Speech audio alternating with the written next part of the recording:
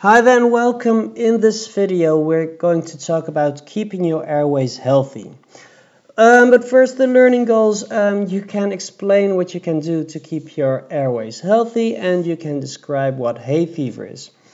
Now, a very simple way to keep your airways healthy and clean is, I think you can guess it, not smoking.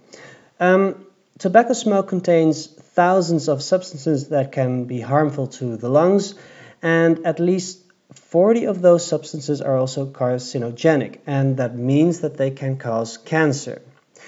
So yes, there are loads of chemicals in cigarettes that are really bad for you, and some of these substances are even used to make rat poison. Okay, smoking is not just bad for your lungs, it is also harmful for your blood vessels and your heart, but in this video we will focus on the respiratory system. The smoke of a cigarette contains tiny droplets of tar, and the tar damages the inside of the respiratory tract. And in another video I explained that the lining of your nose and windpipe is covered with tiny cilia. These are little hairs that help remove dust and particles from your lungs. And the tar makes these cilia, so these little hairs, stick together and eventually they will die. And so your lungs become less protected.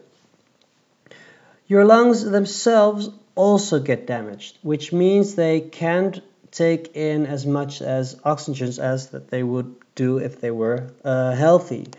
And since oxygen is needed for respiration, you'll end up with less energy, so your fitness level will drop. But there's good news. You can make your lungs healthier yourself. So by exercising or singing, you will improve your fitness and strengthen your lungs. And also your breathing muscles will get stronger. And playing wind instruments like a trumpet or a clarinet, they can make your lungs even stronger. So fresh air is very important, and imagine that you walk into a room full of people with the windows closed, and well, it often smells a little bit stuffy, not really nice, and that is because the oxygen level drops quickly. And you can measure that very easily with a carbon dioxide meter, and so you can measure how healthy and how healthy the air is. Because if there isn't enough air, your concentration can drop. You might get a headache. You feel fatigued. That means that you get tired or weak. But also bacteria and viruses can spread more easily. So that's why ventilation is very important. It refreshes the air you breathe. So ventilation, that means that you replace the old air with new, fresh air. And you can do that very easily by just opening a window or using a ventilation vent or grill. But sometimes the air outside isn't any better than the air inside. Smog is a type of air pollution made up of mostly fine particles. And these are produced by cars or industry. And it is most likely to occur when there's not that much of wind, so when there's little or no wind. Okay, next stop is hay fever, and to understand what hay fever is, you first need to know what an allergy is.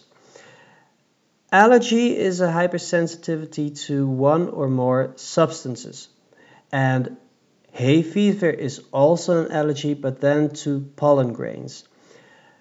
Some plants use the wind to spread their pollen, and that's what causes problems for some people.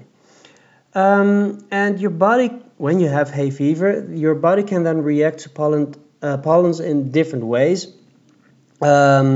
You can get watery eyes or inflamed mucous membranes or a runny nose, or you have to sneeze a lot. So there are different ways your body can react to pollen. Now there are many types of plants, but if you have hay fever, you usually are allergic to only a few of them. And because not all plants release their pollen at the same time, you might only have symptoms during a certain part of the year. And on this calendar you can see when different types of plants release their pollen. Trees, for example, spread their pollen earlier in the year, so if you're allergic to tree pollen, you'll notice it mostly in early spring. And that's all for today. If you'd like the PowerPoint from this lesson, just send me a message on TikTok or Instagram and I'll send it to you. Thanks for watching and see you next time.